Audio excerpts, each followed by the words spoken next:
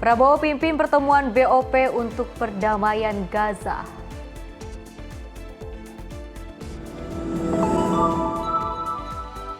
Masjid Istiqlal sediakan 10.000 porsi buka puasa gratis.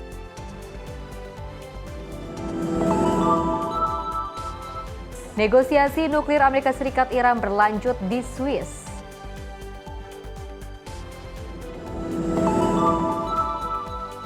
Polisi kejar pelaku curanmor sampai ke pipa saluran hotel.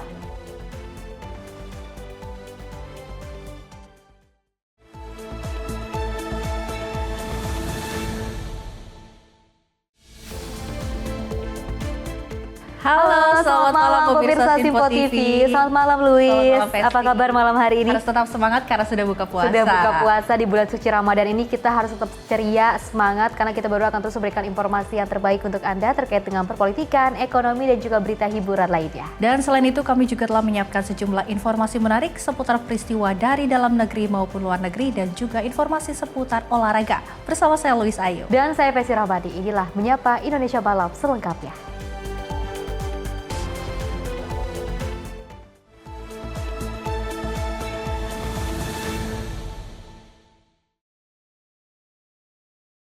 Pemirsa, kita awali dengan berita utama di mana Presiden Republik Indonesia Prabowo Subianto ini tiba di Amerika Serikat pada Selasa 17 Februari 2026 pukul 11:55 waktu setempat. Pesawat Garuda Indonesia 1 yang membawa Presiden dan juga rombongan mendarat di pangkalan militer Andrews, Washington DC. Sebagai bagian dari langkah aktif diplomasi langsung Presiden Prabowo untuk meningkatkan rantai ekonomi serta produktivitas industri dalam negeri, Presiden Prabowo Subianto melakukan lawatan ke Amerika Serikat untuk menemui Presiden Donald Trump. Ketika pesawat Garuda Indonesia 1 mendarat di pangkalan militer Andrews, Washington DC pada Selasa 17 Februari 2026, Presiden Prabowo disambut oleh Duta Besar Indonesia untuk Amerika Serikat Dwi Suryo Indroyono Susilo, Atase Pertahanan RI Washington, Marsma TNI Ewisoko Aribowo, dan Maintenance Group Commander Kolonel Gary Charland. Kunjungan Presiden Prabowo kali ini yang didampingi oleh Menteri Energi dan Sumber Daya Mineral Bahlil Lahadalia serta Sekretaris Kabinet Teddy Indrawijaya dalam rangka melakukan pertemuan bilateral yang difokuskan untuk membahas penguatan hubungan Indonesia dan Amerika Serikat serta kerjasama strategis di berbagai bidang ekonomi dengan adanya berbagai perundingan serta perjanjian dagang. Tim redaksi Simpo TV melaporkan. Pemirsa, Presiden Prabowo Subianto juga menegaskan bahwa Indonesia membutuhkan mitra dari Amerika Serikat untuk mendorong modernisasi dan juga industrialisasi. Di mana Presiden Prabowo juga mengajak pengusaha Amerika Serikat untuk berinvestasi dan bermitra dalam proyek hilirisasi nasional. Presiden Prabowo Subianto akan menandatangani perjanjian perdagangan antara Indonesia dan Amerika Serikat saat kunjungannya ke Washington DC pada Kamis 19 Februari 2026. Dalam forum bisnis dengan US Chamber of Commerce sehari sebelumnya, ia menegaskan komitmen Indonesia mempererat kerjasama dengan Amerika Serikat dan memberikan kepastian bagi pelaku usaha kedua negara. Presiden Prabowo Subianto mengajak pengusaha Amerika Serikat bermitra dengan Indonesia, terutama dalam upaya modernisasi dan industrialisasi. Sovereign Wealth Fund Baru Indonesia Danantara tengah menjalankan 18 proyek hilirisasi tahun ini yang menjadi kunci pengembangan industri hilir. Ia menekankan Danantara dapat menjadi mitra utama bagi perusahaan dan investor di sektor industri. To conclude a major trade agreement between our two countries. I say an agreement that carries out real significance for businesses, investors between our two countries and in the greater region of the Pacific. It sends a clear signal that Indonesia and the United States are choosing continuing and deeper economic cooperation, stronger market access, and greater certainty for business. We are looking for serious long-term partners who will work together with us, grow our economy together, and profit with each other, providing benefits to each other.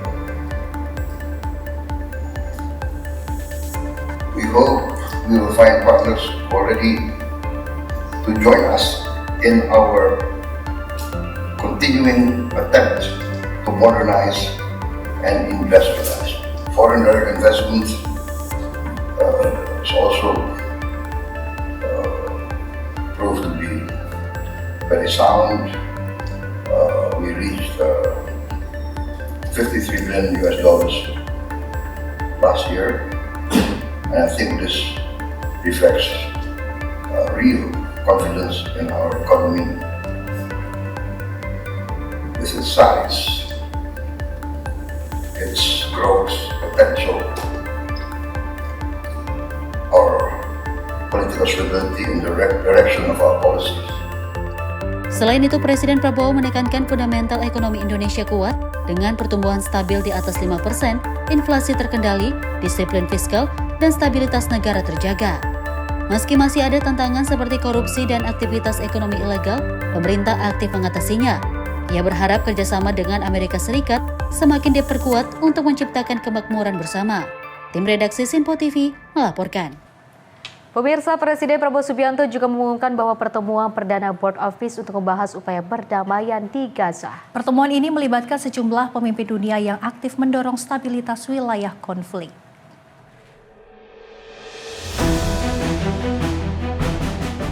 Dalam forum bisnis dengan US Chamber of Commerce di Washington DC, Amerika Serikat pada Rabu 18 Februari waktu setempat, Presiden Prabowo Subianto menyampaikan bahwa pertemuan perdana Board of Peace yang dijadwalkan pada Kamis 19 Februari akan fokus pada upaya menciptakan perdamaian di Gaza, Palestina. Pertemuan ini akan dihadiri sejumlah pemimpin dunia termasuk negara-negara anggota kelompok 8 seperti Arab Saudi, Turki, Mesir, Jordania, Qatar, Uni Emirat Arab, dan Pakistan yang aktif mendukung proses perdamaian di wilayah konflik tersebut. Presiden Prabowo Subianto menekankan bahwa Indonesia secara konsisten menjalankan prinsip politik bebas aktif, yang berarti tidak memihak pada blok kekuatan tertentu, namun tetap berperan aktif dalam mendorong perdamaian global. Menurutnya, partisipasi Indonesia dalam Board of Peace menjadi wujud nyata kontribusi diplomasi Indonesia dalam menjaga stabilitas dan mendorong dialog antar negara untuk mengatasi konflik khususnya di Gaza. Here, invited by the President of the United States of America for, I think, a very important meeting of the Board of Peace. In fact, the first official meeting of the Board of Peace that has been formed to attend to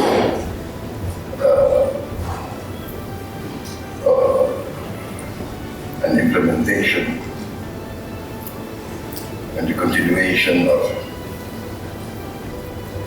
the ceasefire in Gaza, and we are attempting to continue to forge a path towards a real and lasting solution of the Palestinian issue. We continue our foreign policy of non-alignment, of respecting all great powers. I announced my determination when I took office of carrying out a policy of the good neighbor policy. Sebelumnya, Menteri Luar Negeri Sugiono bertemu Wakil Tetap Palestina untuk PBB, Riyad Mansyur, menegaskan dukungan Indonesia bagi Palestina dan pentingnya solusi dua negara. Kehadiran Presiden Prabowo di Board of Peace diharapkan memperkuat diplomasi multilateral untuk perdamaian di Gaza.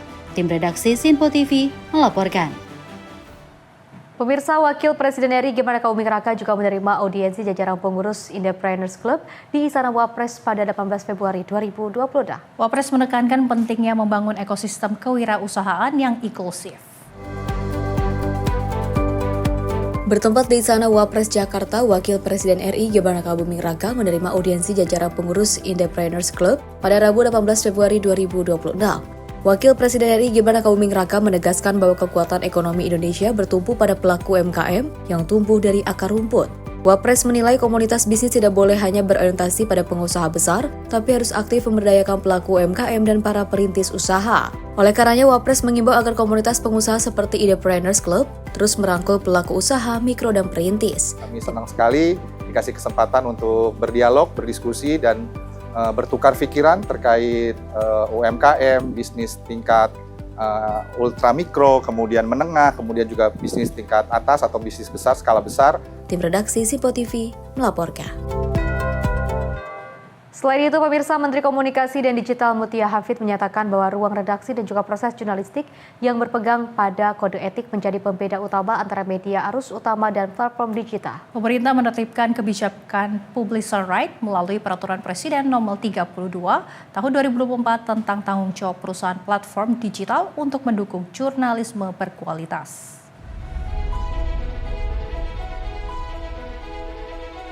Pemerintah menegaskan komitmennya menjaga keberlanjutan industri media nasional, sekaligus memastikan masyarakat tetap memperoleh informasi yang akurat dan terverifikasi di tengah derasnya arus konten digital. Menteri Komunikasi dan Digital Menkom Digi Mutia Hafid menyebut pemerintah memastikan ekosistem industri media nasional tetap sehat dan berkelanjutan. Ia menekankan arti penting kesetaraan regulasi antara penyiaran nasional dan platform digital global yang mewajibkan platform digital untuk memanfaatkan karya jurnalistik dan memberikan kompensasi kepada perusahaan pers melalui mekanisme kerjasama bisnis. Mutia menegaskan kebijakan tersebut menyasar platform digital yang mengambil manfaat ekonomi dari karya jurnalistik, bukan masyarakat. Kunci itu menjadi penting, equal playing field. Dan tentu aturannya itu bukan berarti kalau dari pemerintah bukan berarti memberi aturan yang sama persis. Karena industrinya yang berbeda. Satu menggunakan free to air, yang satu menggunakan internet. Jadi memang nggak akan bisa aturannya sama. Tapi paling tidak, yang terlalu bebas harus juga diatur. Sekarang semua orang bisa menceritakan ceritanya sendiri melalui sosial media, dan sekarang konten amat sangat beragam sampai akhirnya kita sendiri yang harus memilah. Jadi kalau dulu yang memilih adalah televisi melalui ruang redaksi. Orang-orang yang bijak, yang melihat, berpegang teguh pada kode-kode etik jurnalistik, memilihkan apa yang perlu, layak, dan baik ditonton oleh masyarakat. Sekarang masyarakat yang harus memilih dengan banyaknya informasi. Dan tanggung jawab ruang redaksi bahkan menjadi sebagian kini ditanggung oleh masyarakat. Ditanggung oleh orang tua untuk memilihkan apa yang ditonton oleh anaknya, ditanggung oleh orang itu sendiri kewajiban untuk mensensor apa yang baik bagi dirinya, sehat untuk dirinya, karena kesehatan mental juga penting. Jadi itu yang menurut saya yang paling penting. Di luar itu, melalui publisher right, pemerintah melindungi hak ekonomi media nasional dan menjaga keberlanjutan ruang redaksi, sehingga masyarakat tetap mendapat informasi yang akurat, terverifikasi, dan bertanggung jawab. Tim redaksi Simpo TV melaporkan. Selain itu, pemirsa, Dewan Perwakilan Rakyat juga menggelar sidang paripurna ke-14 penutupan masa persidangan 3 di Kompleks Parlemen Senayan, Jakarta. Rapat beragendakan persetujuan penerimaan Alphankam dari luar negeri sekaligus juga mendengarkan pidato Ketua DPR Puan Maharani. Memasuki masa reses, Dewan Perwakilan Rakyat menggelar sidang paripurna ke-14 penutupan masa persidangan 3 di Kompleks Parlemen Senayan, Jakarta pada Kamis pagi. Rapat beragendakan persetujuan penerimaan Alphankam dari luar negeri berdasarkan Komisi 1 DPR sekaligus mendengarkan pidato Ketua DPR Puan Maharani. Adapun rapat paripurna dipimpin langsung oleh Ketua DPR RI Puan Maharani dengan didampingi Wakil Ketua DPR lainnya, Dasko, Saan Mustafa, Sari Yuliati, Cucun Ahmad Samsurijal, serta dihadiri sebanyak 293 anggota Dewan Perwakilan Rakyat. Hari ini kita dapat mengikuti rapat paripurna DPR RI dalam keadaan sehat walafiat untuk melaksanakan tugas konstitusional kita. Menurut catatan dari Sekretariat Jenderal RI, daftar hadir pada permulaan rapat paripurna DPR RI hari ini telah ditandatangani oleh 293 orang dan 26 orang izin dari 579 anggota DPR RI dan dihadiri oleh anggota dari seluruh fraksi yang ada di DPR RI. Dengan demikian, quorum telah tercapai dan dengan mengucap Bismillahirrahmanirrahim, perkenankanlah kami selaku pimpinan Dewan membuka rapat paripurna DPR RI yang ke-14 Masa persidangan 3 tahun sidang 2025-2026 hari Kamis tanggal 19 Februari 2026 dan kami nyatakan dibuka dan terbuka untuk umum. Dari Jakarta, Fahrizal Ahmad Amin, Simpo TV melaporkan. Pemirsa, Ketua DPR Puan Maharani juga meyakini bahwa posisi Republik Indonesia tetap berlandaskan politik bebas aktif setelah bergabung ke dalam Board of Peace. Menurutnya, keikutsertaan Indonesia dalam BOP harus berkontribusi nyata terhadap penyelesaian krisis kemanusiaan di Gaza, serta mendorong terwujudnya kemerdekaan Palestina. Ketua DPR Puan Maharani menjelaskan bahwa bergabungnya Indonesia ke dalam Board of Peace tetap berlandaskan politik bebas aktif. Puan meyakini bahwa Presiden Prabowo Subianto telah memiliki visi dalam mendukung dan menjalankan politik bebas aktif. Dirinya menyebut kehadiran Presiden Prabowo di konferensi tingkat tinggi Board of Peace mampu memberikan kontribusi nyata dalam mendukung kemerdekaan rakyat Palestina. Ya, yang pertama, bagaimana kemudian posisi kita Indonesia tetap bisa sejalan dengan posisi bebas aktif. Kemudian tentu saja kehadiran Presiden di situ untuk tetap mendukung kemerdekaan Palestina. Bagaimana dan seperti apa, saya rasa Presiden sudah memiliki visi untuk bisa mendukung dan menjalankan politik bebas aktif tersebut dalam mendukung kemerdekaan Palestina. Kan sudah jelas posisi kita dan Presiden juga sudah menyatakan Indonesia tetap dalam posisi politik bebas aktif namun tetap mendukung kemerdekaan Palestina sampai Palestina merdeka.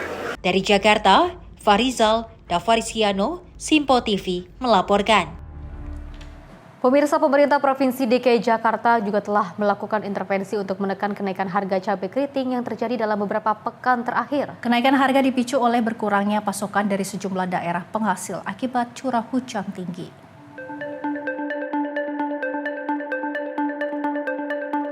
Pemprov DKI Jakarta menyebut kenaikan harga cabai keriting terjadi karena penurunan kuantitas pasokan dari wilayah Jawa dan Sulawesi Selatan.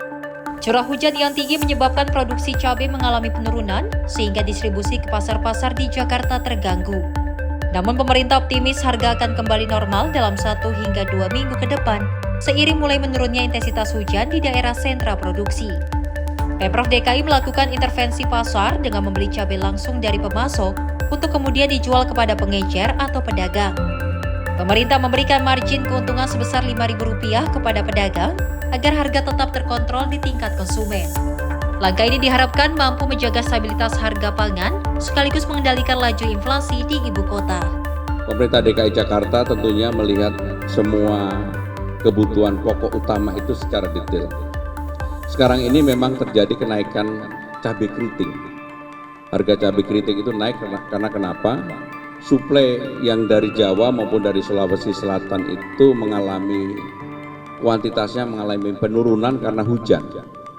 Jadi curah hujan ini menyebabkan penurunan, tetapi dengan sekarang ini curah hujan mulai turun, saya yakin dalam 1 minggu, 2 minggu ke depan pasti harga cabai di Jakarta bisa normal kembali.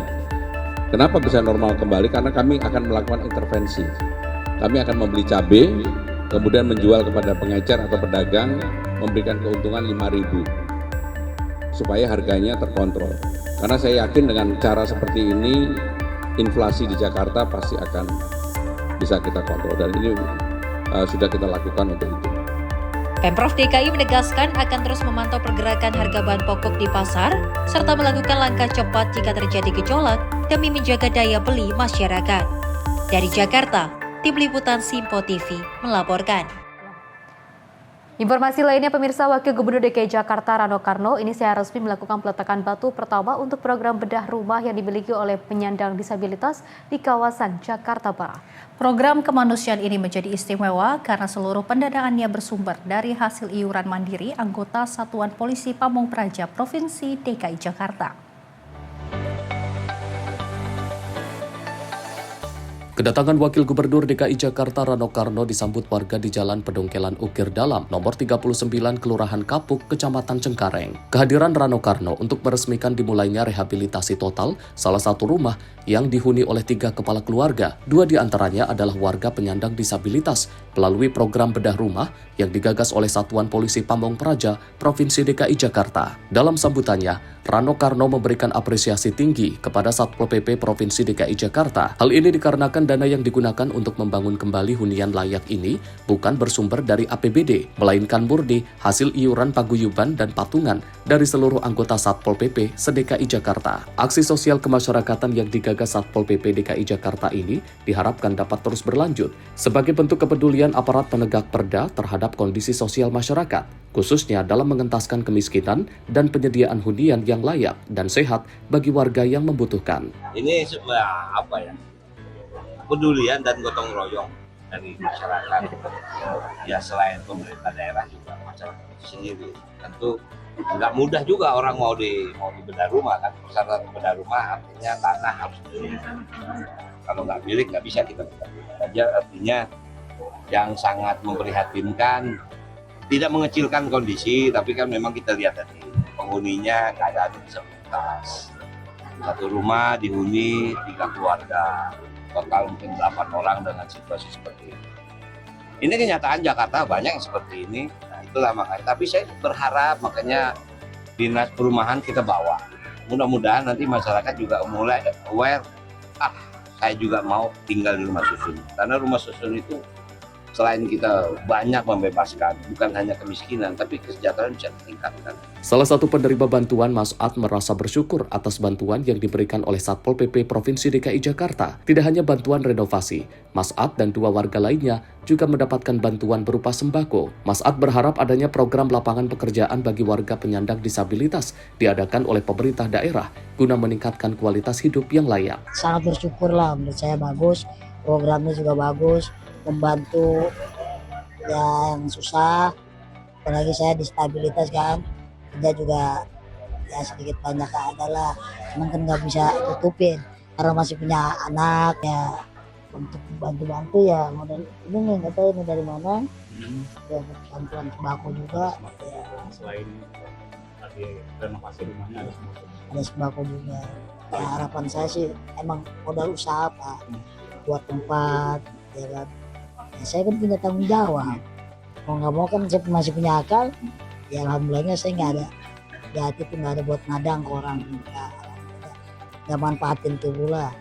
Nah, saya juga merasa malu diri saya dikasih tujuan, tapi ya buat apa kalau nggak dipakai. Rencana kedepannya program sosial kemasyarakatan bedah rumah ini akan diadakan setiap bulan di setiap wilayah yang berbeda. Dengan adanya program ini, Pemprov DKI Jakarta berharap sinergi antara pemerintah dan masyarakat terus terjalin erat. Dari Jakarta, jurnalis Sinpo TV melaporkan. Pemirsa, bencana alam yang melanda wilayah Aceh, Sumatera Utara, dan Sumatera Barat menyebabkan kerusakan pada berbagai fasilitas umum, termasuk sarana pendidikan. Sejumlah sekolah terdampak cukup parah sehingga kegiatan belajar mengajar sempat terhenti. Menindaklanjuti kondisi tersebut atas arahan Kepala Staf Angkatan Darat, Jenderal TNI Maruli Simanjuntak, TNI Angkatan Darat bergerak cepat, di mana prajurit TNI Angkatan Darat turut langsung ke lokasi-lokasi terdampak untuk mempercepat pemulihan sekolah agar para siswa dapat kembali belajar dengan aman dan juga nyaman. Dengan semangat gotong royong dan kepedulian terhadap masa depan generasi bangsa, personel TNI Angkatan Darat sigap membersihkan lingkungan sekolah secara menyeluruh. Pekerjaan dimulai dari halaman dan saluran air yang tersumbat lumpur serta material sisa banjir. Selanjutnya pembersihan juga diprioritaskan di ruang-ruang kelas, penyemprotan dan pembersihan lantai di tiap ruang kelas, penataan kembali meja dan kursi belajar, serta memastikan sarana pendidikan kembali layak digunakan. Tidak hanya ruang kelas, fasilitas penunjang seperti ruang guru, toilet, hingga akses masuk sekolah juga menjadi prioritas pembersihan. Seluruh proses dilakukan secara terstruktur dan terpadu demi menciptakan lingkungan belajar yang bersih, sehat, dan aman bagi para siswa. Dari total 3.046 bangunan sekolah yang terdampak bencana di wilayah Aceh, Sumatera Utara, dan Sumatera Barat, TNI Angkatan Darat terus menunjukkan komitmennya dalam mempercepat pemulihan sarana pendidikan. Hingga saat ini sebanyak 2.990 sekolah telah berhasil dibersihkan dan kembali operasional. Di Aceh, proses pemulihan telah menjangkau 2.863 unit sekolah, di Sumatera Utara sebanyak 27 unit, dan di Sumatera Barat sebanyak 100 unit sekolah. Capaian tersebut menjadi bukti kerja cepat, terstruktur, dan terkoordinasi yang dilakukan secara menyeluruh di lapangan. Sementara itu, masih terdapat 56 unit sekolah yang tengah dalam proses pembersihan dan perbaikan secara bertahap dan simultan. Rinciannya meliputi 43 unit di Aceh, 11 unit di Sumatera Utara, serta 2 unit di Sumatera Barat. Seluruh upaya ini dilaksanakan guna memastikan proses belajar mengajar dapat segera kembali berlangsung dengan aman dan nyaman, sehingga para siswa dapat kembali menata harapan dan masa depan mereka tanpa hambatan. Dengan terus berjalannya proses pemulihan tersebut, harapan untuk kembalinya aktivitas pendidikan secara normal semakin nyata dari hari ke hari. Upaya yang dilakukan secara konsisten dan terpadu ini tidak hanya mempercepat perbaikan fisik bangunan, tetapi juga memulihkan semangat dan optimisme untuk menjadikan sekolah-sekolah tersebut kembali menjadi pusat kegiatan pendidikan. Tawa dan senyum para guru serta siswa terdapat bukti bahwa di tengah keterbatasan pasca bencana, kepedulian dan pengabdian mampu menghadirkan harapan baru. Tim redaksi Sinpo TV melaporkan.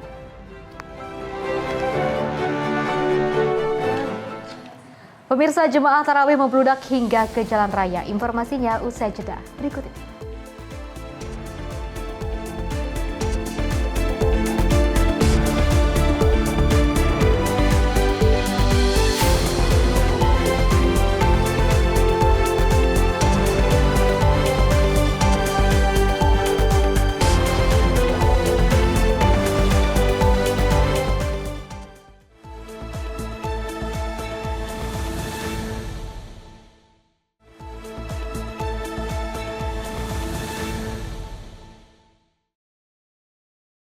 Selamat malam pemirsa, Anda kembali menyaksikan Menyapa Indonesia Malam. Pemirsa, awal bulan suci Ramadan serta tahun baru Imlek 2026, sejumlah harga kebutuhan pokok di pasar tradisional mulai mengalami kenaikan signifikan. Di Pasar Kebayoran Lama, Jakarta Selatan, harga cabai rawit merah kini tembus Rp120.000 per kilogram, sementara harga daging sapi masih bertahan di angka Rp140 hingga Rp150.000 per kilogram. Kesibukan di pasar tradisional Kebayoran Lama Jakarta Selatan meningkat sejak 1 minggu terakhir. Namun meningkatnya aktivitas jual beli ini diikuti dengan meroketnya harga sejumlah bumbu dapur dan sayur mayur. Kenaikan paling terlihat terjadi pada komoditas cabai rawit merah. Jika sebelumnya dijual di kisaran Rp80.000, kini pedagang membandrol harga hingga Rp120.000 per kilogram. Tak hanya cabai rawit, cabai keriting pun turut naik dari Rp40.000 menjadi Rp60.000 per kilogram. Gejolak harga juga merembet ke bawang merah yang kini dijual di kisaran Rp65 hingga Rp70.000 per kilogram, dari harga normal Rp50.000. Sedangkan tomat mengalami kenaikan tipis dari Rp15.000 menjadi Rp18.000 per kilogram. Dari ini 80 sekarang sampai 120. Cabai ini dari 40 sekarang sampai 60.000. Bawang merah tadinya 50 jual 60 sekarang jadinya 65 70. Kalau tomat biasanya kan 15, sekarang 18. Kemarin, barusan kemarin. Seminggu ada? Ada lebih. Kurangin belinya, kurang seperempat dari 10.000. Kondisi serupa juga terjadi pada komoditas daging sapi. Meski kenaikannya tidak seagresif cabai, namun harga daging sapi masih tergolong tinggi seiring meningkatnya permintaan menjelang Ramadan. Saat ini, harga daging sapi kualitas standar hingga premium di Pasar Kebayoran Lama berada di kisaran Rp140 hingga Rp150.000 per kilogram. Pedagang memperkirakan harga akan bertahan, bahkan berpotensi naik jika pasokan tidak ditambah. Kalau sekarang normal, 140. Mudah-mudahan kita ngambil normalnya aja, biar masyarakat kecil bisa makan. 140 sampai 150. Jenis daging, seluruh daging kecuali tenderloin itu khas dalam itu 150. Cengkel, betis itu termasuk daging biasa 140. Ya alhamdulillah ini akan naik. Ya. Kenaikan harga pangan ini menjadi beban tersendiri bagi warga, mengingat Ramadan dan Imlek 2026 jatuh dalam waktu yang berdekatan. Warga berharap pemerintah segera melakukan langkah konkret seperti operasi pasar, penambahan pasokan, serta pengawasan distribusi. guna menekan gejolak dan menjaga stabilitas harga kebutuhan pokok di pasar menjelang Hari Besar Keagamaan dan Nasional. Dari Jakarta, jurnalis Simpo TV melaporkan. Kementerian Kelautan dan Perikanan memastikan bahwa harga ikan tidak melonjak naik selama bulan Ramadan hingga menjelang Lebaran 2026. Direktur Jenderal Perikanan Budidaya KKP TB Hairul Rahayu mengatakan bahwa peningkatan harga ikan cenderung minim sehingga masih bisa disebut stabil.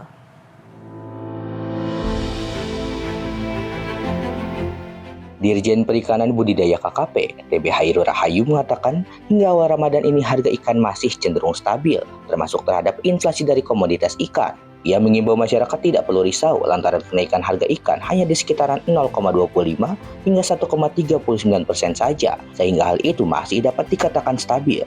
Berdasarkan data KKP, kenaikan ikan tertinggi ada di ikan lele yang naik sekitar 1,39% dengan harga di kisaran Rp24.461 hingga Rp24.859 per kilogram. Sementara itu, kenaikan terendah ada pada ikan bandeng yakni sekitar 0,24%. Dengan kisaran harga Rp24.185 hingga Rp24.552 per kilogram. Dirjen KKP tersebut juga turut mencatat tren harga ikan di bulan Januari, Februari, dan Maret 2026. Hasilnya, pada bulan Februari hingga Maret yang merupakan periode pelaksanaan Ramadan, tren harga ikan diprediksi masih cenderung stabil. Semua ikan yang tadi saya sampaikan di slide-slide awal tadi kami bisa pastikan pasokannya.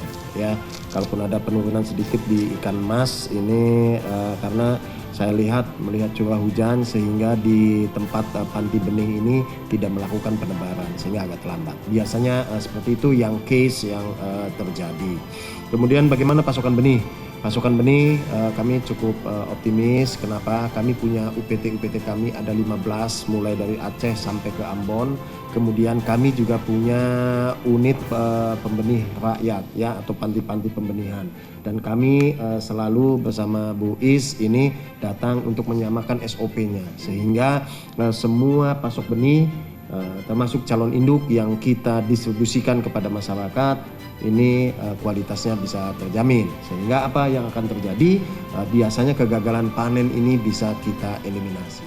Sebelumnya, kenaikan harga pangan terjadi pada beberapa komoditas seperti cabai rawit merah yang tembus hingga Rp100.000 per kilogram. Badan Pangan Nasional mengatakan penyebab dari kenaikan harga cabai tersebut dikarenakan curah hujan tinggi sehingga membuat petani tidak dapat memanen hasil tanamannya. Dari Jakarta, Sri Dewi Andayani, Mutia Anggiani, Simpo TV, melaporkan. Sementara itu, Kementerian Kelautan dan Perikanan akan menarik produk perikanan dari lapangan jika terindikasi menggunakan formalin. Tindakan tegas tersebut dilakukan usai adanya kasus penggunaan formalin terhadap produk perikanan di salah satu pasar di Jawa Tengah. Kepala Badan Pengendalian dan Pengawasan Mutu Hasil Kelautan dan Perikanan KKP, Is Hafidi mengatakan, pihaknya telah menemukan indikasi penggunaan formalin pada produk perikanan di salah satu pasar di Jawa Tengah. Adanya kejadian tersebut membuat KKP langsung menindak tegas sang penjual dengan menarik produk perikanan dari gerai tersebut dan tidak boleh lagi diperdagangkan. Sementara itu, untuk saat ini, berdasarkan hasil pengecekan KKP menjelang bulan Ramadan, KKP tidak lagi menemukan produk perikanan yang mengandung formalin. Hal itu dikarenakan pihaknya secara rutin melakukan sosialisasi kepada para pedagang dan pemasok agar tidak lagi menggunakan bahan berbahaya tersebut. Selama kemarin yang sudah kita lakukan, memang tidak ada ya produk-produk yang ditemukan mengandung formalin. Sudah sering kami di KKP ini melakukan sosialisasi kepada para pedagang, ya para supplier dan sebagainya untuk tidak boleh lagi menggunakan hal itu ya. Memang apabila ini ditemukan pernah terjadi di satu tempat ya di Jawa Tengah, kami koordinasi dengan Pemda sebagai penanggung jawab dari pasar tradisional. Produk itu ditarik dan tidak boleh lagi diperdagangkan. Bahkan salah satu pasar di Jawa Tengah pun sekarang dia menutup ya untuk penjualan gerai. Waktu itu ikan teri ya, nasi di salah satu. Jadi tindakan tegasnya seperti itu. Dari Jakarta, Sri Dewi Andayani, Mutia Anggiani, Simpo TV melaporkan. Kita beralih ke informasi lainnya, pemirsa. Masjid Istiqlal Jakarta Pusat akan menyediakan 10.000 porsi makanan gratis untuk jamaah berbuka puasa. Tentunya Menteri Agama Nasaruddin Umar yang juga Imam Besar Masjid Istiqlal mengatakan Masjid Istiqlal siap menjadi rumah bagi seluruh umat beragama selama Ramadan, tak hanya bagi kaum muslim. Masjid Istiqlal siap menyediakan makanan gratis untuk menu buka puasa berupa nasi kotak bagi 5.000 hingga 10.000 jamaah setiap harinya selama bulan Ramadan. Menteri Agama Nasaruddin Umar menekankan Masjid Istiqlal juga akan memberikan perhatian khusus bagi jamaah penyandang disabilitas dengan fasilitas lift, toilet, dan area khusus yang berada di bagian depan masjid. Di samping itu, tema Ramadan Hijau juga diangkat dalam perayaan suci umat muslim tahun ini di Masjid Istiqlal. Tema itu diambil untuk menumbuhkan kesadaran dalam melestarikan lingkungan dan kehidupan beragama. Jadi kita saling menyatu. Tetapi di samping itu juga di rutin kita lakukan buka puasa. Buka puasa itu di Istiqlal ini itu hari-hari hanya Jumat satu minggu antara ya kita beri makan nasi box. Nah kalau hari biasa sekitar 5.000 orang. Dari Jakarta, Sri Dewi Andayani, Mutia Anggiani, Sinpo TV melaporkan.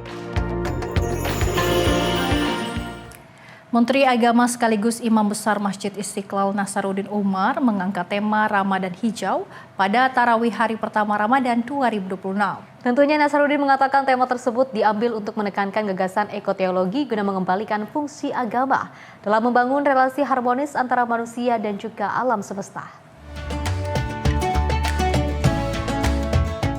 Imam Besar Masjid Istiqlal Nasaruddin Umar mengatakan tema Ramadan Hijau dalam tarawih pertama di Masjid Istiqlal dalam rangka memparalelkan tema Ramadan di Kementerian Agama.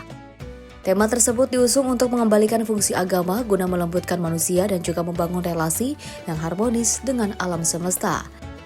Menteri Agama ini menjelaskan ekoteologi merupakan konsep mendasar yang menempatkan ajaran agama sebagai kekuatan yang bersifat lembut, mendidik, dan juga mengasuh. Terlebih, ia juga menilai selama ini praktik keberagaman masyarakat cenderung terlalu maskulin dan juga menekankan aspek formalitas serta perjuangan yang keras. Ramadan Hijau, ya. Kenapa ini? Karena ini kita akan paralelkan dengan tema kita di Kementerian Agama bahwa salah satu hal yang kita gagas sekarang ini adalah ekoteologi. Apa yang dimaksud ekoteologi? Boleh saya jelaskan sedikit ya Pak? Jadi ekoteologi itu ini ada maknanya sangat fundamental ya, karena kita sadar bahwa Tuhan itu kan lebih menonjol sebagai feminine God ya, lebih menonjol sebagai nurture itu apa? Lembut, mendidik, mengasuh, membina ya. Nah, bukan sebagai Tuhan maha pendendam, maha keras dan maha jantan, maha struggle. Nabinya pun juga lebih menonjol sebagai Jamalian, feminine prophet ya kan. Kitab sucinya pun juga menonjol sebagai feminin, kita penuh kelembutan. Dari Jakarta, Sri Dewi Andayani, Mutia Anggiani, Sinpo TV melaporkan. Pemirsa, suasana malam pertama Ramadan di Kota Sibolga, Sumatera Utara berlangsung penuh hikmat di mana ribuan jemaah memadati Masjid Raya Al-Islah hingga meluber ke jalan raya pada Kamis malam.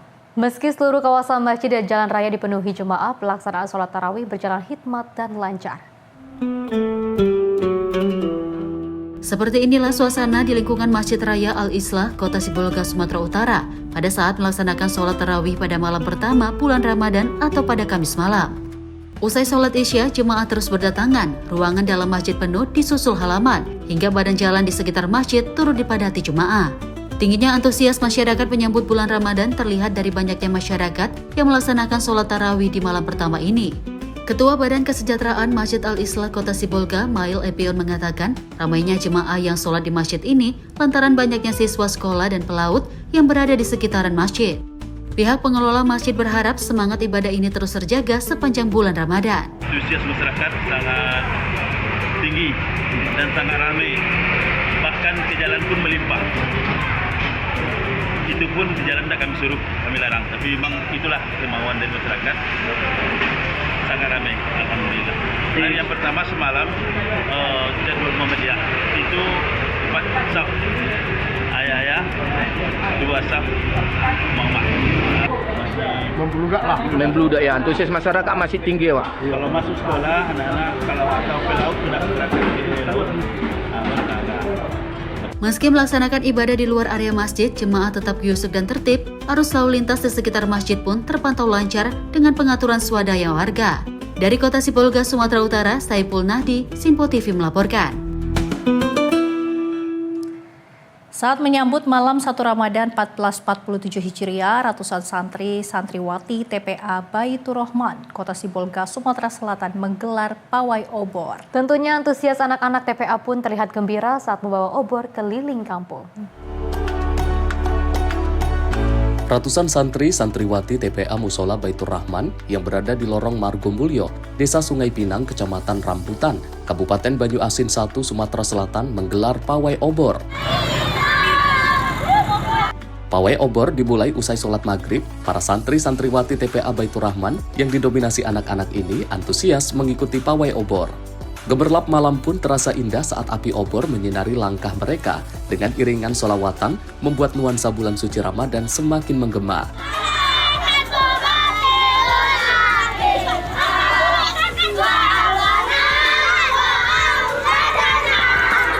Peserta yang mengikuti pawai obor tersebut rela berjalan kaki sejauh 2 km untuk berkeliling kampung, sekaligus untuk bersilaturahmi kepada warga lainnya yang sudah menantikannya di depan rumah masing-masing.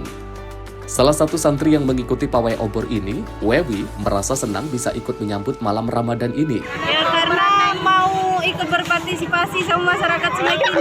Oh, gitu. Dalam rangka apa ini? Dalam rangka menyambut bulan suci Ramadan. Ini berapa banyak tadi sama teman-teman? Ada 24 orang. Dengan adanya pelaksanaan ini, kami mengharapkan santri dan santriwati Musola Baitur Rahman ini termotivasi untuk melaksanakan ibadah puasanya dengan lebih giat, lebih baik dan lancar. Kenapa milih obor? Karena obor itu merupakan tradisi turun-temurun dari nenek moyang kita yang harus dilestarikan. Kan sekarang sudah mulai hilang. Oh gitu. Jadi jangan sampai tradisi yang ada itu hilang karena kemajuan zaman tergerus. Diharapkan dengan adanya pawai obor ini bisa melestarikan obor yang mana kini sudah jarang terlihat. Dari Kabupaten Banyu Asin, Sumatera Selatan, Yudo Handoko, Simpo TV melaporkan. Kita beralih ke informasi lainnya pemirsa. Menteri Koordinator Bidang Infrastruktur dan Pembangunan Kewilayahan Agus Harimurti Yudhoyono memastikan arus mudik maupun arus balik Idul Fitri 2026 berjalan lancar, aman dan menyenangkan. Dirinya mengungkap bahwa hingga kini pemerintah terus melakukan berbagai upaya persiapan dalam menghadapi musim mudik maupun balik. Arus mudik dan arus balik Idul Fitri 2026 atau 1447 Hijriah kurang lebih 1 bulan lagi. Pemerintah terus memastikan kesiapannya terutama di bidang infrastruktur. Menteri Koordinator Bidang Infrastruktur dan juga Pembangunan Kewilayahan Agus Harimurti Yudhoyono memastikan bahwa arus mudik maupun arus balik Idul Fitri 2026 atau 1447 Hijriah berjalan lancar, aman dan juga menyenangkan. AHY juga menyatakan bahwa pemerintah juga akan berupaya untuk mengurangi harga tiket transportasi di penerbangan udara maupun juga di kapal dan kereta termasuk diskon tarif tol. Kami dalam kapasitas sebagai Menteri Koordinator Bidang Infrastruktur dan Pembangunan Kewilayahan bersama jajaran kementerian teknis yang terkait, termasuk Kementerian Perhubungan, Polri, khususnya Korlantas, dan masih banyak lagi yang Kementerian Pekerjaan Umum mempersiapkan agar lalu lintas mobilitas selama mudik nanti, baik pada saat mudik maupun balik, arus balik ini berjalan dengan lancar, aman dan menyenangkan, termasuk berupaya untuk mengurangi harga tiket transportasi di udara, penerbangan, maksud saya di penerbangan udara maupun juga di kapal dan kereta termasuk diskon tarif tol. Tapi selebihnya kita pastikan agar jalan-jalan infrastruktur yang digunakan dalam kondisi yang fit yang baik. Selain infrastruktur jalan, AHY memastikan koordinasi lintas sektoral antara Kementerian Perhubungan dan Korlantas Polri akan berada di garda terdepan. Langkah ini dilakukan mengingat prediksi pergerakan masyarakat yang sangat masif, diprediksi mencapai 143 juta perjalanan pada musim mudik dan balik tahun 2026. Dari Jakarta, Dio Balau, Simpo TV melaporkan. Pemerintah Provinsi DKI Jakarta menegaskan komitmennya dalam menjadikan sektor pendidikan sebagai program prioritas melalui keberlanjutan KJP dan KJMU serta rencana peluncuran LPDP Jakarta. Sebanyak 20 siswa dari berbagai perguruan tinggi hadir dalam agenda bersama Pemprov DKI Jakarta untuk mewakili mahasiswa penerima manfaat program pendidikan. Gubernur DKI Jakarta menegaskan bahwa program Kartu Jakarta Pintar serta Kartu Jakarta Mahasiswa Unggul tetap menjadi prioritas pemerintah provinsi. Dari segi kuantitas maupun kualitas, Pemprov DKI memastikan tidak akan ada penurunan penerima manfaat. Pemprov juga melanjutkan program pemutihan ijazah sebagai bagian dari upaya membuka akses pendidikan seluas-luasnya bagi warga Jakarta. Selaras dengan itu, Pemprov DKI tengah mempersiapkan program LPDP Jakarta yang diharapkan dapat memberikan kesempatan bagi siswa berprestasi untuk melanjutkan pendidikan hingga jenjang S2 dan S3 termasuk ke luar negeri. Namun pelaksanaan program tersebut masih dalam tahap penyesuaian anggaran, menyusul adanya pemotongan dana bagi hasil. Menjelang bulan Ramadan, Pemprov DKI juga mengatur penyesuaian jam sekolah yang mengacu pada surat edaran bersama kementerian terkait. Dan tentunya ini memang menjadi program prioritas pemerintah DKI Jakarta dalam kepemimpinan saya. Sehingga dengan demikian untuk KJMU maupun KJP dari segi kuantitas, kualitas dan sebagainya saya berulang kali menyampaikan nggak boleh ada penurunan. Dan alhamdulillah kita konsisten dengan kebijakan itu, termasuk pemutihan ijazah yang kita lakukan itu menjadi hal yang diutamakan. Dan saya meyakini bahwa pendidikan ini menjadi kata kunci bagi keluarga untuk bisa memajukan anaknya. Seperti yang saya sampaikan bahwa untuk KJMU sekarang ini kalau memang prestasi akademisnya bagus, anak-anak bisa melanjutkan sampai dengan S2 dan S3. Pemprov DKI akan berkoordinasi dengan pemerintah pusat dan stakeholder terkait untuk memastikan kebijakan pendidikan, pengaturan Ramadan, serta arus mudik berjalan lancar dan tertib. Dari Jakarta, Tim Liputan Simpo TV melaporkan. Program MBG mulai dijalankan bagi ibu hamil di Nusa Tenggara Timur. Sejumlah penerima menyebut bahwa kebutuhan nutrisi lebih terpenuhi dan juga perkembangan janin terpantau melalui pemeriksaan rutin. Program makan bergizi gratis mulai dirasakan manfaatnya oleh ibu hamil di Pulau Sumba, Nusa Tenggara Timur. Salah satunya Lidwina Margareta Panda, warga Ombaluda, Desa Radamata, Kecamatan Tambolaka, Kabupaten Sumba Barat Daya, yang kini hamil 8 bulan. Sejak usia kandungan 3 bulan, ia rutin menerima asupan tambahan dari program MBG melalui Posyandu Desa. Selama 6 bulan mengikuti program, Lidwina mengaku berat badannya meningkat sesuai anjuran bidan dan kondisi janinnya terpantau baik. Pemeriksaan rutin menunjukkan detak jantung normal dan pertumbuhan sesuai usia kandungan, bahkan saat 7 bulan berat janin diperkirakan telah lebih dari 1 kg. Meski memiliki riwayat tekanan darah tinggi, ia memastikan kondisi tersebut bukan disebabkan oleh makanan MBG dan tetap mengikuti saran tenaga kesehatan untuk menjaga pola makan. Untuk manfaat MBG ini ada, soal untuk nutrisi gizinya itu ada manfaat untuk termasuk saya ini kan punya masalah selama hamil ini ada itu susah makan tapi MBG-nya ada, nutrisinya, gizinya ada untuk ada manfaat untuk kami. Iya sering. Perkembangan janinnya bagus, detak jantung, pertumbuhannya. Sepanjang ini tidak ada, semuanya bagus. Tidak. Untuk variasi makanannya itu. Terima kasih banyak untuk Bapak Presiden yang sudah memberikan program ini untuk kami masyarakat. Harapannya kalau bisa diteruskan karena ini sangat bermanfaat. Setiap pagi ibu hamil mengambil makanan di Posyandu dengan menu yang dinilai variatif dan mudah diakses. Lidwina menilai MBG sangat membantu pemenuhan nutrisi ibu hamil di desanya serta mendukung kesehatan janin. Program ini diharapkan terus memperkuat upaya pencegahan kekurangan gizi dan melahirkan generasi yang lebih sehat di NTT. Tim redaksi Sinpo TV melaporkan.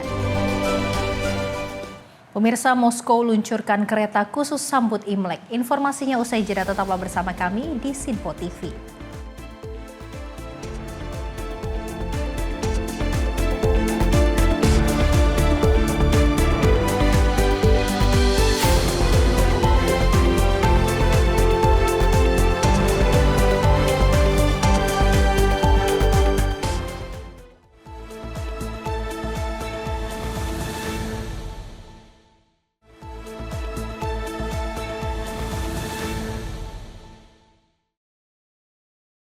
Terima kasih pemirsa, Anda masih bersama kami dan kita lanjutkan informasinya. Kongres Peru memutuskan untuk mencopot Presiden sementara Jose Jerry dari jabatannya terkait kasus suap yang juga menjeratnya.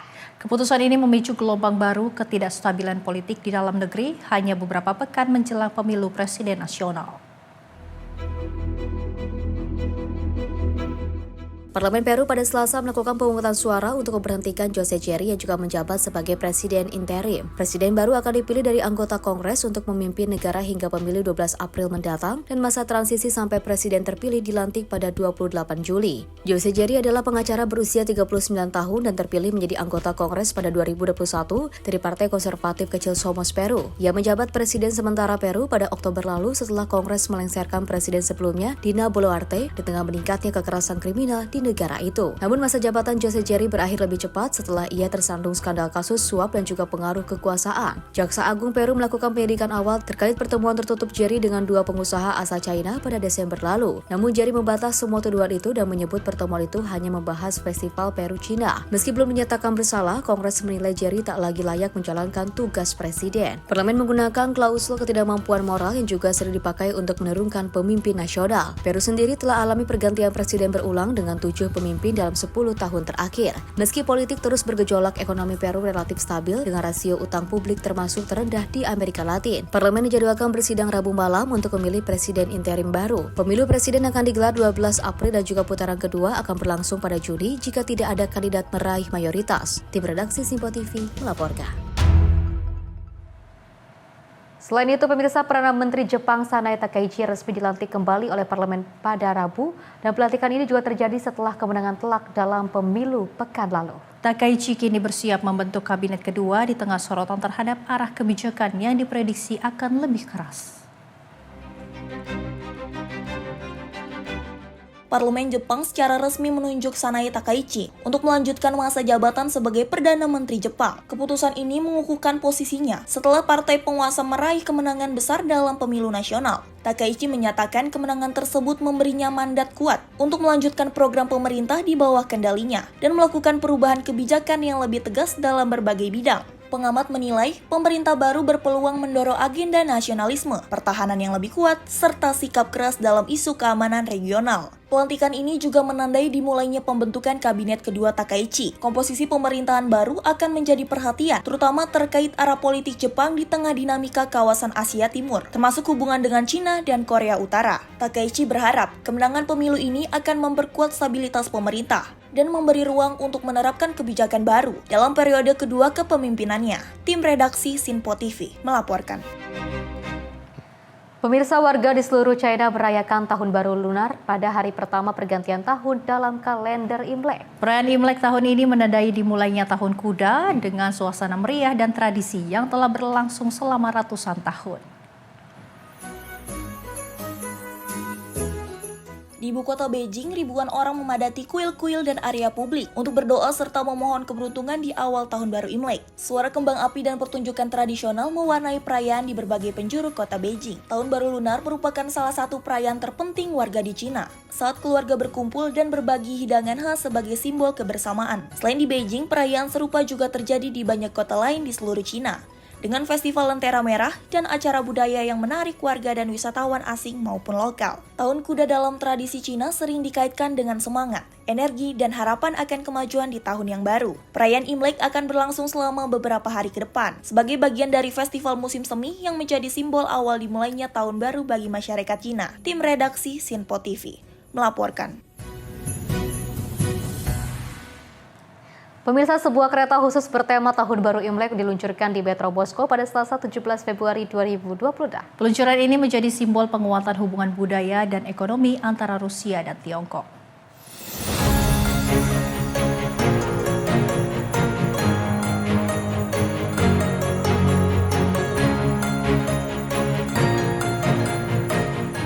Kereta bertema Imlek resmi beroperasi di Metro Moskow dengan dekorasi khas perayaan Tahun Baru Imlek.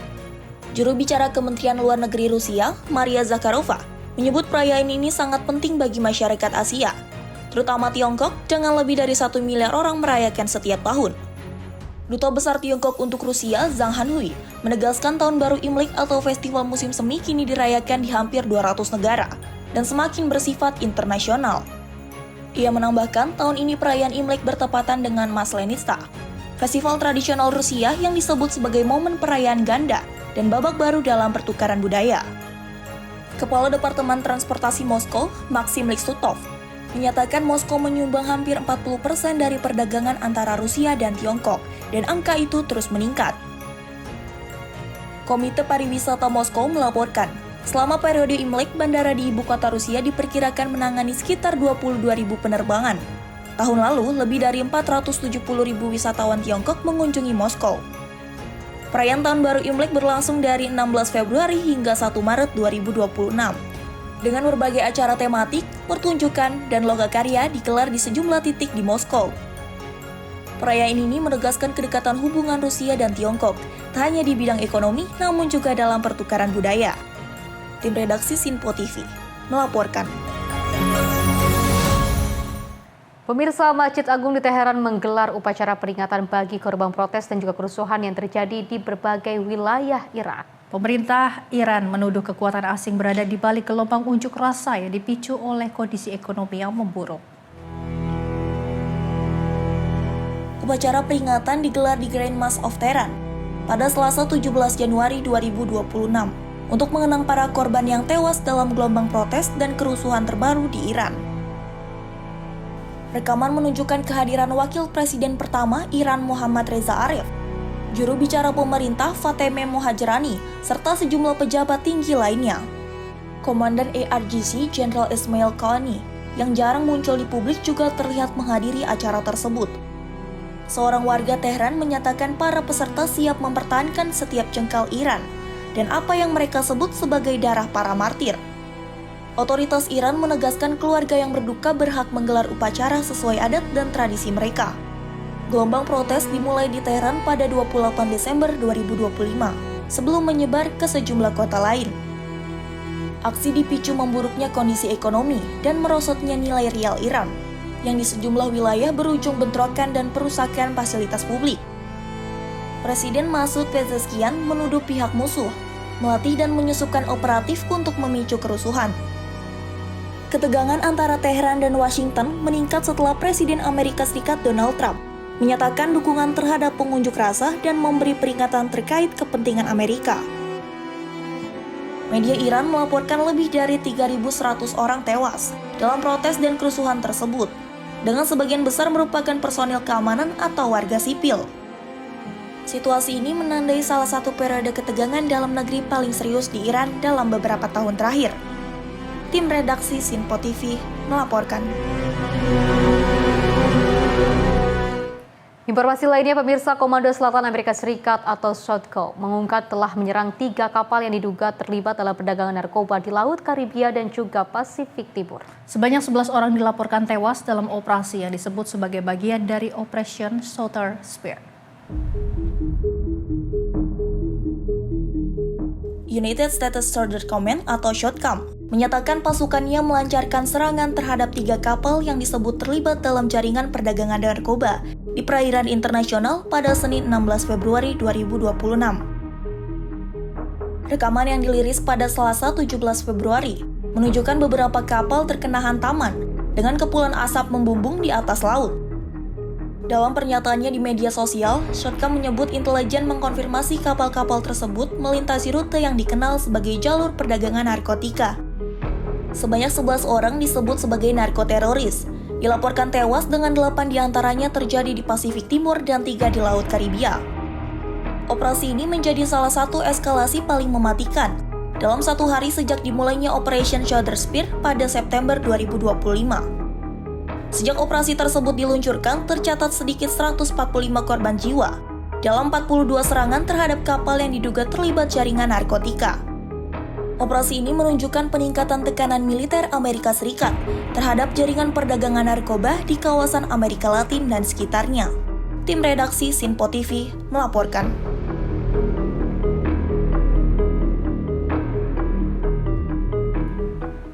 Pemirsa, Amerika Serikat dan Iran ini kembali menggelar negosiasi kedua pembicaraan tentang program nuklir Iran pada Selasa di Jenewa, Swiss.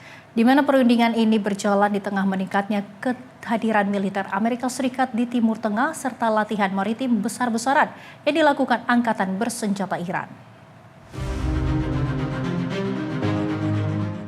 Media di dalam negeri Iran melaporkan negosiasi lanjutan tentang program nuklir Iran telah dimulai di kota Jenawa. Pembicaraan ini menjadi bagian dari upaya diplomasi Amerika Serikat untuk membatasi program nuklir Teheran dan juga meredakan ketegangan di antara dua negara. Amerika Serikat dalam waktu yang sama disebut meningkatkan kehadiran militernya di kawasan Timur Tengah sebagai langkah pengamanan kawasan di tengah meningkatnya dinamika regional. Sementara itu, Iran merespon bertambahnya kehadiran militer Amerika Serikat dengan melaksanakan latihan maritim besar-besaran yang juga menambah sorotan terhadap situasi keamanan di Teluk dan juga kawasan sekitarnya. Jenewa juga menjadi pusat diplomasi internasional karena Amerika Serikat turut menyelenggarakan pembicaraan antara utusan Rusia dan Ukraina menjelang peringatan 4 tahun invasi Rusia ke Ukraina. Hingga kini masih belum ada pernyataan resmi dari kedua belah pihak tentang hasil pembicaraan Amerika Serikat Iran tersebut. Namun perundingan ini dipandang sebagai langkah penting di tengah tekanan internasional. Tim redaksi Simpo TV melaporkan.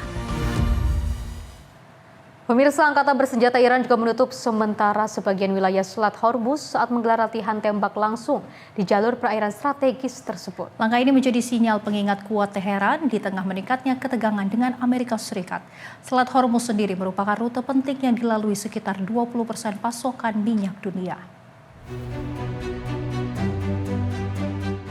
Media dalam negeri Iran melaporkan penutupan dilakukan selama beberapa jam dikarenakan demi keselamatan dan keamanan jalur pelayaran. Latihan militer Iran ini melibatkan simulasi tembakan langsung dan uji peluncuran misil yang juga diklaim mengenai target di kawasan Selat Hormuz. Selat Hormuz merupakan jalur sempit yang juga menghubungkan Teluk Persia dan juga Teluk Oman. Perairan ini menjadi pintu utama pengiriman minyak dan gas dari Arab Saudi, Irak, Kuwait, Qatar, Uni Emirat Arab, hingga Iran. Meski Iran dan juga Oman memiliki hak wilayah teritorial di selat tersebut, jalur ini dipandang sebagai perairan internasional yang dapat dilalui kapal-kapal dagang dunia. Langkah penutupan ini dinilai dapat mengganggu jalur pelayaran dan juga berpotensi memicu guncangan ekonomi global. Karena sebagian besar pasokan minyak dunia melintasi Selat Hormuz dan tidak ada jalur alternatif untuk keluar dari kawasan tersebut. Pengamat menilai perkembangan situasi ini dapat memperburuk stabilitas kawasan regional dan meningkatkan resiko konflik terbuka. Dunia kini menyoroti apakah latihan ini hanya sebagai pesan politik atau awal dari eskalasi yang lebih besar.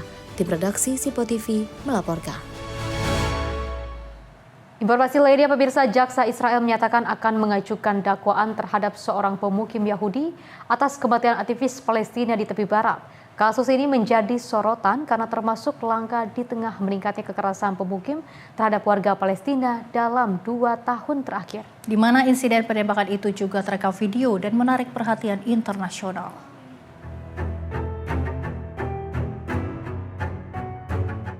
Kantor Jaksa Agung Israel mengonfirmasi telah memulai proses untuk mendesakkan dakwaan terhadap Yunon Levi, seorang pemukim yang diduga terlibat dalam kematian aktivis Palestina Auda Hatta Halen. Hatta Halen tewas pada Juli lalu saat terjadi konfrontasi di desa Al-Khair yang juga wilayah tepi barat yang diduduki Israel. Kematian Hatta Halen menarik perhatian luas karena ia terlibat dalam film dokumenter No Other Land, pemenang Oscar 2025 yang juga mengisahkan perjuangan warga Palestina mempertahankan tanah mereka. Dalam rekaman video, Levi terlihat melepaskan tembakan ke arah orang yang juga mereka meski belum jelas di mana peluru mengenai korban. Pengacara keluarga Hatta Halen menyebut Levi akan didakwa atas tuduhan pembunuhan tidak berencana. Keluarga menilai tuduhan itu terlalu ringan dan juga menegaskan kematian terjadi secara sengaja. Levi sebelumnya mengklaim bertindak untuk membela diri. Kekerasan pemukim Yahudi di tepi barat disebut meningkat tajam bersama dengan pembongkaran rumah dan juga pengusiran warga Palestina. Organisasi HAM menyatakan penegakan hukum terhadap pemukiman sangat jarang terjadi dan banyak kasus tidak berujung pada proses hukum. Proses dakwaan terhadap Levi kini menjadi ujian bagi penegakan hukum Israel di tengah memanasnya konflik dan juga ketegangan di wilayah pendudukan. Tim redaksi Simpo TV melaporkan. Pemirsa, kampung narkoba digerebek kurir dan juga pengedar ditangkap. Informasinya usai jeda berikut ini.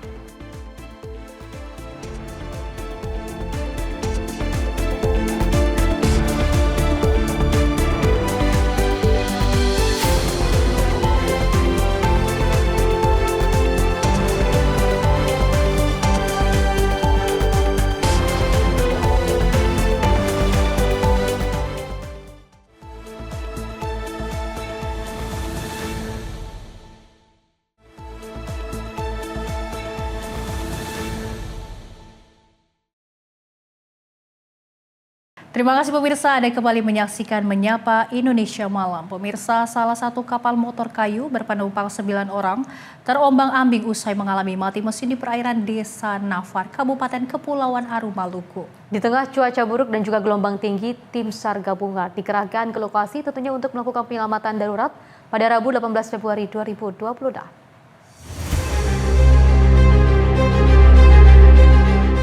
Insiden ini bermula saat kapal motor kayu yang bertolak dari Desa Selibata menuju Kota Dobo mengalami kerusakan mesin di tengah laut. 9 penumpang terjebak di dalam kapal yang terapung di perairan Desa Nafar. Tim SAR gabungan langsung diberangkatkan menggunakan 1 unit RIB menuju lokasi kejadian. Proses penyelamatan berlangsung dramatis, lantaran tim harus menembus hujan dan gelombang laut mencapai 1,25 meter. Meski terkendala jaringan komunikasi dan angin kencang, petugas berhasil menemukan koordinat kapal.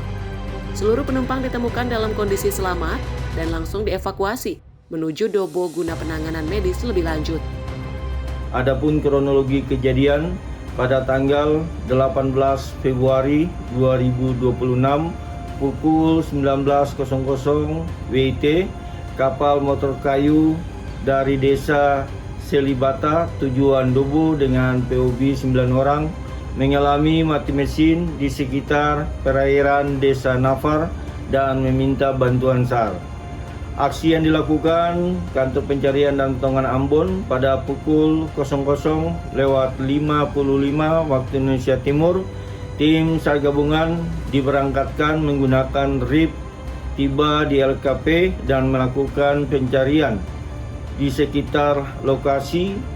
Dan pada pukul 01.08 WIT, kapal motor kayu yang mengalami mati mesin berhasil ditemukan dalam keadaan selamat dengan jarak kurang lebih 1 nautical mile arah selatan dari LKP dan selanjutnya dievakuasi ke Pelabuhan Dobo. Operasi penyelamatan yang melibatkan personil BPBD dan USS Dobo ini resmi berakhir pada Kamis dini hari pukul 2:40 WIT. Basarnas mengimbau para pengguna jasa transportasi laut untuk selalu memperhatikan kelayakan mesin dan perubahan cuaca sebelum melakukan pelayaran. Dari Maluku, jurnalis Info TV melaporkan. Pemirsa, seorang anak berusia 3 tahun bernama Yohanes dilaporkan tenggelam di Sungai Ewer, Kabupaten Asmat pada Selasa 17 Februari 2026. Setelah dilakukan pencarian intensif oleh tim SAR gabungan, korban akhirnya ditemukan pada Rabu pagi 18 Februari 2026 dalam kondisi meninggal dunia.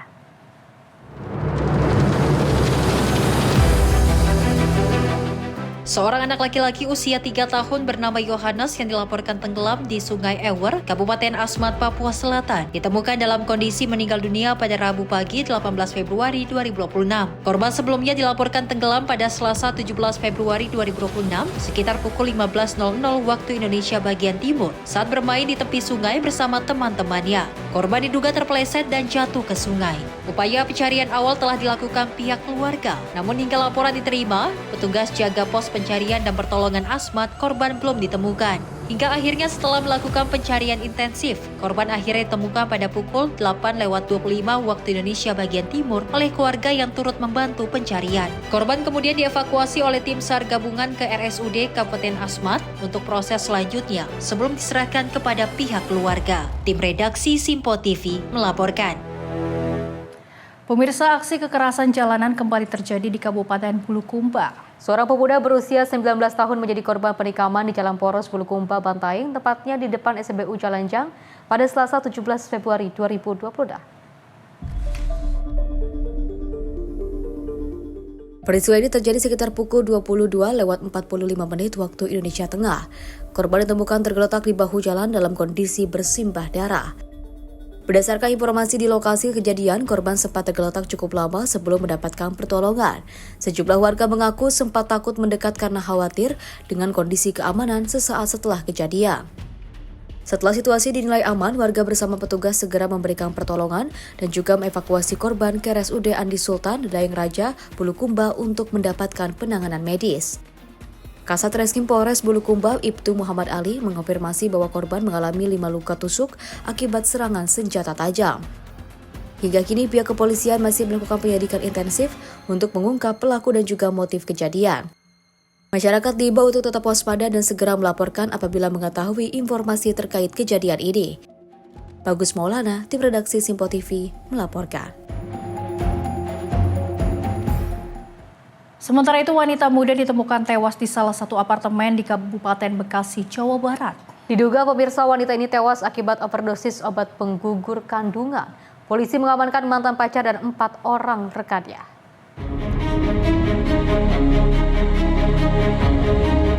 PAF gadis 21 tahun warga Kampung Rawa Bangkong, Cikarang Timur, Kabupaten Bekasi ditemukan tak bernyawa di salah satu apartemen di kawasan Jalan Inspeksi Kalimalang. Jasad korban kemudian dibawa ke Rumah Sakit Polri Kramat Jati, Jakarta Timur untuk keperluan otopsi. Sebelum ditemukan tewas, korban berpamitan kepada orang tuanya untuk menginap di rumah teman pada Rabu malam 11 Februari 2025. Namun pihak keluarga justru menerima kabar duka dari pihak kepolisian. Hasil penyidikan sementara polisi mengamankan 5 orang. Mereka terdiri dari mantan pacar korban dan beberapa teman yang diduga memfasilitasi penyediaan obat untuk pengguguran kandungan. Korban diduga meninggal dunia akibat overdosis. Dia pergi mau nginep di rumah temannya di Salsa, kata emang teman dekatnya, karena dia mau nginep. Nah terus itu taunya almarhumah meninggal itu gimana Bu? Dari siapa? Dari polisi, udah ada di Kramat Jati, dia mah polisi yang ngabarin ke sini. Katanya ada mayat, saya nggak kenal. Ada KTP, itu KTP-nya ada polisi, berarti ada itunya, dompetnya. Kan KTP ada di dompet, itu ada. Tas ini itu anak saya. Pas saya lihat fotonya, benar anak saya. Kan pergi dari rumah mah sehat, Pak. Berangkatnya itu malam Rabu, ya kan?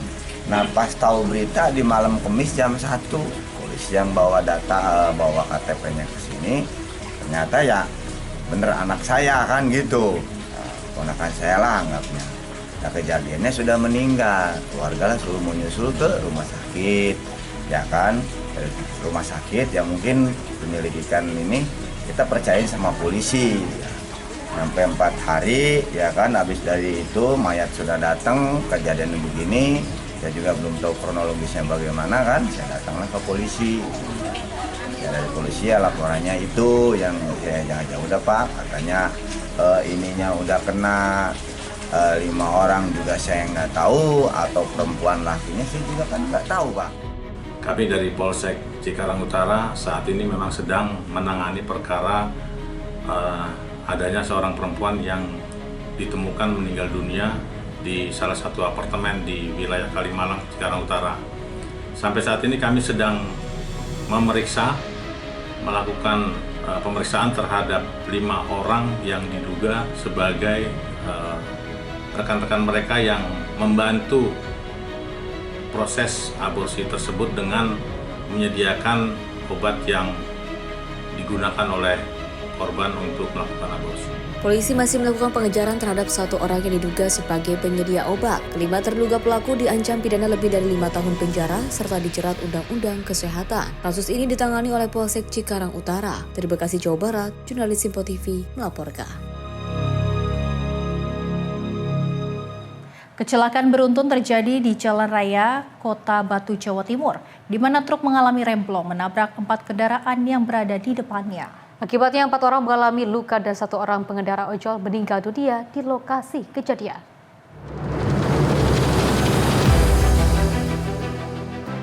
Inilah rekaman kamera pengawas saat truk tanpa muatan yang diduga mengalami malfungsi pengereman di Jalan Patimura, Kota Batu. Truk terlihat banting setir menabrak kios, pohon, dan tiang listrik. Menurut Kanit Laka Polres Batu, sebelum menabrak kios, truk yang dikemudikan oleh Eko Wahyudi, warga Jember menabrak 2 minibus Nopol B1613HZM dan Nopol N1822JJ, 2 pengendara motor Nopol N2977TBI dan motor Nopol N2996LR. Akibat peristiwa ini, Iwan Kurniawan, pemotor ojol meninggal dunia di lokasi kejadian, sementara 4 korban lainnya mengalami luka dan dirawat di RS Hasta Brata, Kota Batu.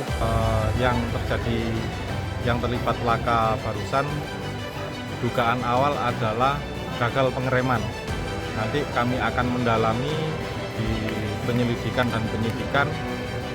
Apabila ditemukan seperti apanya, nanti kami update selanjutnya. Untuk sementara terjadi kegagalan pengereman alias remblong. Polisi masih mendalami dugaan kelalaian pengemudi truk yang mengabaikan keselamatan dengan mengemudikan kendaraan yang mengalami masalah rem. Dari Batu, Jawa Timur, jurnalis Info TV melaporkan. Diduga supir mengantuk, dam truk pengangkut pasir dan batu terguling di ruas jalan provinsi Kecamatan Kadipaten Majalengka, Jawa Barat. Peristiwa ini tidak menimbulkan korban jiwa, namun arus lalu lintas ini mengalami kemacetan hingga 2 km. Kecelakaan tunggal menimpa dam truk bernomor polisi S9537VC di Desa Babakan Anyar, Kabupaten Majalengka pada Rabu 18 Februari 2026 pagi. Truk yang mengangkut sirtu ini terguling hingga menutupi sebagian badan jalan. Insiden bermula saat truk melaju dari arah Panyingkiran menuju Indramayu. Setibanya di lokasi kejadian, sopir diduga mengantuk sehingga kendaraan oleng ke kiri dan terperosok hingga terguling.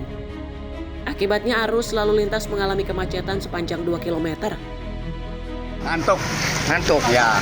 Tujuan kemana itu? Tujuan ke Indramayu. Ngangkut sirtu Ya. Dari mana asalnya tuh mobil itu? Dari Majalengka. Apakah ada korban nggak kira-kira? Nggak ada. Ya, alhamdulillah nggak ada. Bangkai truk berhasil dievakuasi menggunakan mobil derek menuju bengkel terdekat karena mengalami kerusakan patah pada as roda depan. Dari Majalengka, Jawa Barat, jurnalis Info TV melaporkan. Petugas gabungan dari Satres Narkoba dan Samapta Polrestabes Palembang menggerebek kampung narkoba di Palembang. Dari penggerebekan ini sejumlah kurir dan juga barang bukti narkoba diamankan oleh petugas.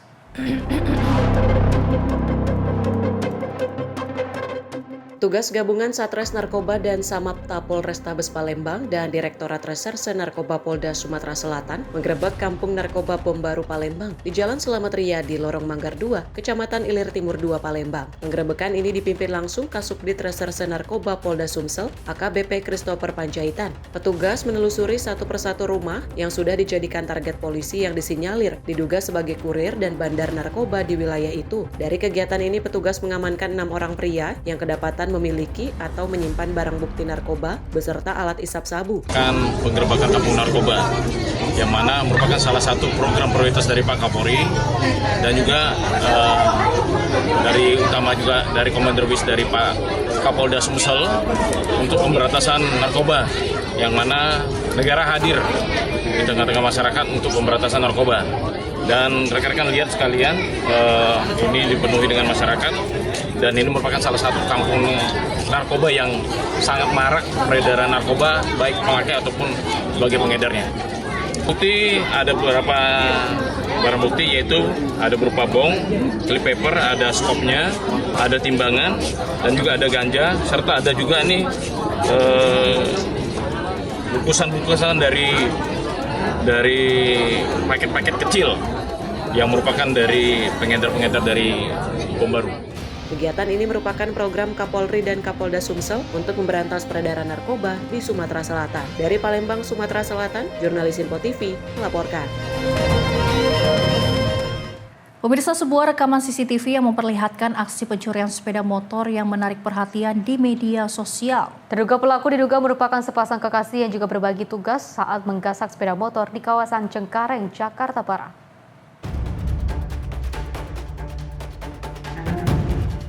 Aksi sepasang pria wanita yang disinyalir merupakan pasangan kekasih ini terekam kamera pengawas di Jalan Gunung Galunggung 2, RT 11 RW 10, Kelurahan Cengkareng Timur, Kecamatan Cengkareng, Jakarta Barat, pada waktu dini hari sekitar pukul 20:50. Dalam video tersebut terlihat terduga pelaku wanita menunggu di atas motor sambil memantau situasi. Sementara itu terduga pelaku pria tampak mondar-mandir di sekitar lokasi, sebelum akhirnya berhasil membawa kabur sepeda motor milik seorang pemilik kos. Kejadian unik ini terjadi saat mereka hendak melarikan diri. Terduga pelaku wanita justru kesulitan menyalakan motornya sendiri lantaran mogok sehingga harus didorong oleh pelaku wanita di saat rekan prianya sudah kabur dari lokasi dengan membawa sepeda motor hasil curiannya. Sementara korban baru mengetahui motornya hilang di gondol pelaku saat keluar dari rumah di pagi hari di saat akan berangkat kerja.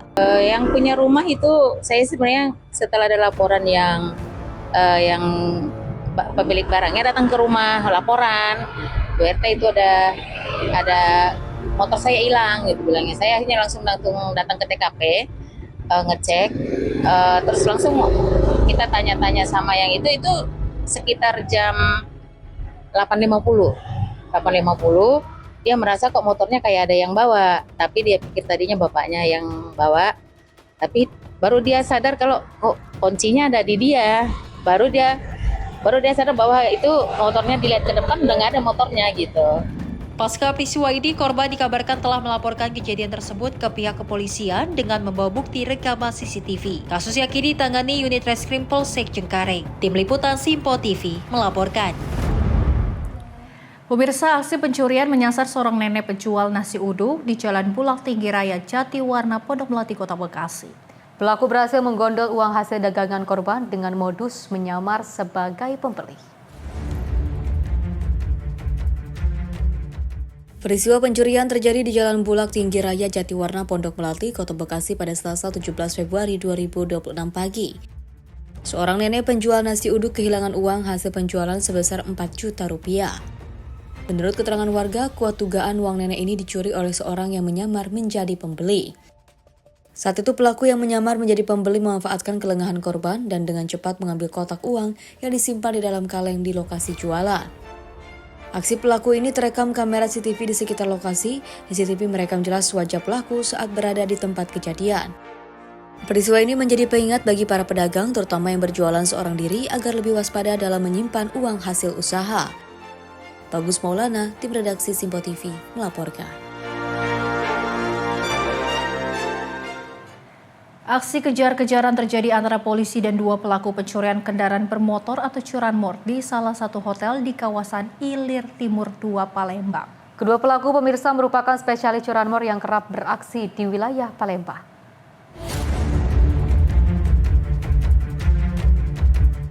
Kedua tersangka pencurian sepeda motor ditangkap aparat kepolisian Satreskrim Polrestabes Palembang di salah satu hotel di kawasan Ilir Timur 2. Kedua tersangka masing-masing berinisial MR 22 tahun, warga Jalan Bendungan Kelurahan 20 Ilir, Kecamatan Kemuning, dan AR 18 tahun, warga Jalan Mangkubumi, Kelurahan 3 Ilir, Kecamatan Ilir Timur 2, Palembang. Petugas menangkap keduanya setelah melakukan pengejaran dan pencarian di lorong pipa saluran hotel. Kasat Reskrim Polrestabes Palembang AKBP Musa Jedi mengatakan, saat ini keduanya telah diamankan di Polrestabes Palembang. Ia memastikan jika kedua pelaku merupakan residivis dalam kasus yang sama. Baik, untuk kedua pelaku ya, petugas sudah kita amankan ya. Walaupun ada pengejaran terhadap kedua pelaku, inisial NR dan AR, ya, kemudian mencoba sembunyi dari lorong di sebuah penginapan yang tempatnya di Jalan Veteran. Karena personel kami sigap, akhirnya berhasil untuk mengamankan kedua pelaku. Dari hasil pengembangan, petugas mengamankan 3 unit sepeda motor yang diduga hasil kejahatan, yakni 1 unit Honda Beat putih merah, 1 unit Beat putih biru tanpa bodi, dan 1 unit Beat hitam. Selain itu, 1 kaos hitam, 1 jaket parasut hitam, serta 2 celana jeans biru yang digunakan pelaku saat beraksi juga disita petugas. Dari Palembang, Sumatera Selatan, jurnalis Simpo TV melaporkan. Pemirsa, informasi tadi menutup perjumpaan kita malam ini. Saya Azhar Putra, mewakili seluruh rekan kerja bertugas mengucapkan terima kasih. Selamat malam dan sampai jumpa.